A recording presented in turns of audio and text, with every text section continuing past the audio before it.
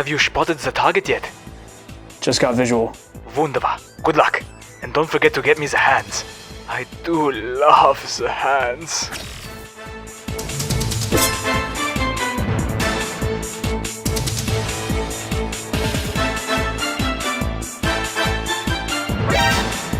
Huh? Making the mother of all omelets here, Jack. Can't spread over every egg. Metal Gear Rising: Revengeance is one of my favorite video games of all time. I first heard about this game way back in 2013 when it came out. My cousins got the game because they were into Metal Gear, but just like a lot of others, they didn't really vibe with it because it was just so different. From the little I saw, I thought it looked awesome. Raiden's design and the gameplay looked like something I'd really like, but I held off thinking I needed to be much more familiar with the rest of the Metal Gear series. I didn't get around to playing it until 2020, deep into the pandemic. I really didn't know what I was getting into.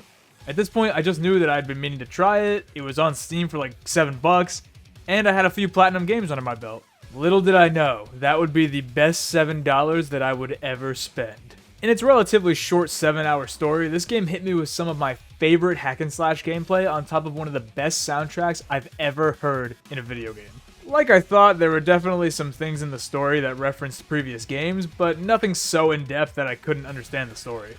I've started playing the Metal Gear Solid games since, so I'll probably be able to appreciate those moments more after I'm caught up with them. For those who care, this game takes place 4 years after Metal Gear Solid 4, so its plot doesn't really have to abide by previous games, so the developers had more freedom to do whatever they wanted. Good thing, too, because that means that it's easy for newcomers to jump in and not feel alienated.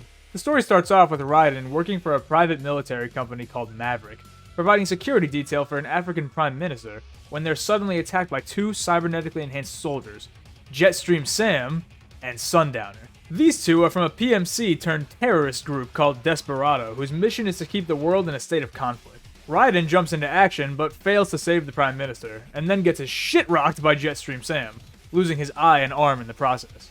Raiden gets saved by his Maverick buddies before Sam can finish him off, and a few weeks pass, and Desperado are seen leading a military coup in another country. So Raiden gets deployed there, equipped with an upgraded cyborg body provided to him by Doctor. With the support of his Maverick team, Boris, Kevin, and Courtney, Raiden moves in. Soon after, Raiden gets attacked by a prototype AI robot called LQ-84I, and then chops it into a million pieces before later having him somehow rebuilt by Doctor as an ally, thankfully renamed to Blade Wolf. By the way, every time you kill one of the Desperado members, they somehow keep speaking even after you've turned them into human sushi. I lost. So this is how they felt. How are you still talking? The Desperado member manning the operation this time is Mistral, a very sexy, I mean evil, lady with robotic arms as weapons. Raiden kills her in a brutal fashion and then gets sent to Mexico with Blade Wolf and an oh-so-inconspicuous outfit to investigate a research facility. There, he rescues George, a child who was taken to the facility to have his brain surgically removed and sent to the US. Raiden learns that Desperado had been kidnapping kids from all over the world to put their brains into cybernetic bodies and train them to become killers through non-stop VR training. More than that, though, a recording reveals that a major US PMC, World Marshal, had been working with Desperado and a senator running for president, Stephen Armstrong. Understandably pissed off, Raiden immediately goes after World Marshal's headquarters in Colorado to fuck shit up, but he starts getting conflicted about all the people that he's killed as a soldier while he cuts through the city. He eventually accepts his Jack the Ripper persona after listening to Monsoon yap about memes. Memes. The DNA of the soul. Your memes end here. Raiden defeats Monsoon and cuts through World Marshal's HQ, where he finds Sundowner, who excitedly talks about, 9/11. Like the good old days after 9/11. And Operation Tecumseh, where Armstrong plans to kill the president during peace negotiations in Pakistan to start another war on terror. After slicing Sundowner into bite-sized pieces, Raiden gets help from Sonny, a child prodigy and friend, to secure a rocket that would get him to Pakistan in time to stop Armstrong. On the way to Sonny, Raiden runs into the one and only Brazilian champion, Jetstream Sam. My representation is better than your representation! They have another duel with Raiden coming out on top this time. Raiden claims Sam's sword and finds out Sam was even more of a badass than he thought, as he barely had any cybernetic enhancements and he was still kicking ass. Raiden gets to the airbase in Pakistan, but gets attacked by a Metal Gear piloted by Armstrong. Raiden, being the coolest character in the series, destroys the Metal Gear, but is then met with Armstrong himself, who is armed with Nanomachine, son! Throughout this whole fight, he gives Raiden a speech about his ideals and how he's basically a Darwinist. He wants to create a world where the strong survive and the weak are purged. He claims that a society like this would eliminate the need for pointless wars and give people the freedom to follow what they truly believe in, but of course he wants to do this at any and all costs, meaning many innocent people would be hurt in the process. Raiden, obviously, isn't down with this. He can't get through the nanomachines for a while though, and gets treated like a damn football for the first half of the fight. Many Armstrongisms are said here, and the responses from Raiden are great as well. They somehow manage to be super funny together while also being believable threats. Don't fuck with this, Senator! Typical politician. Big promises, but all talk. What? I have a dream! What? It is fantastic. Anyway, after Armstrong straddles Raiden and punches him until he explodes, Blade Wolf pulls up with Sam's sword, which gives him the edge he needs to kill Armstrong. Armstrong leaves an impression on Raiden though, as he leaves Maverick and decides to fight for himself. I like the story a lot here. I think it's pretty easy to follow, although to get the most out of it, you do have to play the Jetstream Sam DLC and the Blade Wolf DLC, which gives a little more backstory to each character.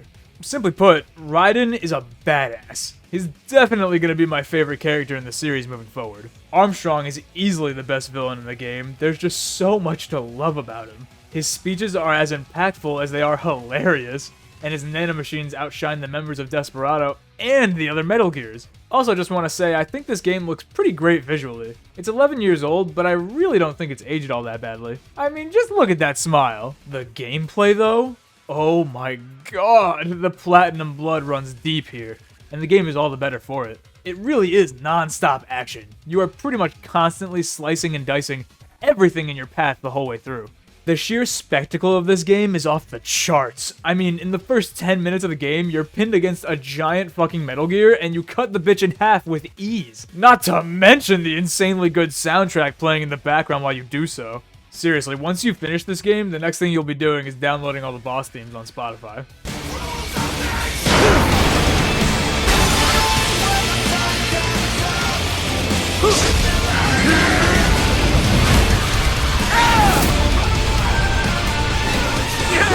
Yes! Waving wide open!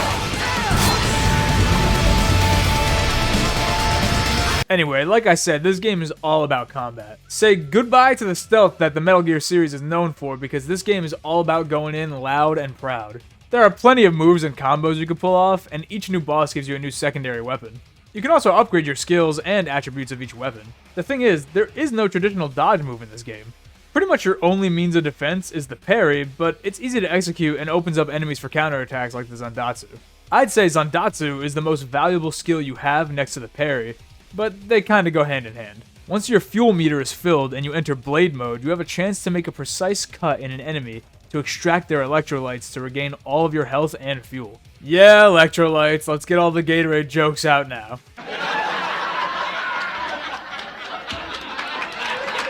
Seriously though, enemies can be pretty ruthless in this game, so being able to replenish health off of one in the middle of a fight can really save you. You also have an inventory of items you can use, but to be honest, I rarely ever actually used any of them. There's not much reason to, and they kinda slow you down when you try to use them, so I usually just go in sword blazing. Raiden also has an AR scan ability that lets you see item boxes during missions and enemy locations. All that said, the real star of the show here are the boss battles. The first boss being in Metal Gear Ray was just a taste, an hors d'oeuvre, because the rest of the major boss fights are all amazing. They all provide a different way of defeating them, although it still mostly comes down to your use of the parry and blade mode. Again, the music and the spectacle of them just left such an impression on me.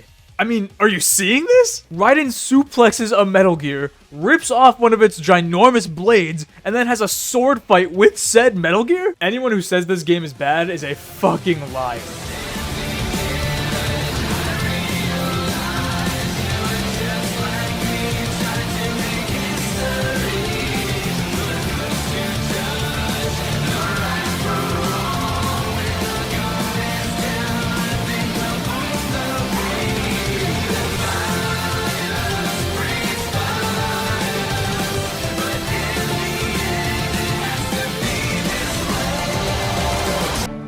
Adios, amigos.